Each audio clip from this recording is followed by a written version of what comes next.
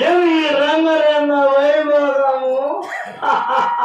ఎవరక్కడ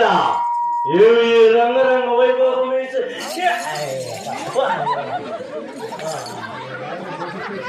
భయపడలే మాట్లాడరా ఏమి రంగరంగ వైభోగము రంగరంగ వైభోగాలు రంగరంగ వైభోగాలు సిల్క్లో బ్యాంకులో పెయింట్ కాదు అవి అది శామీను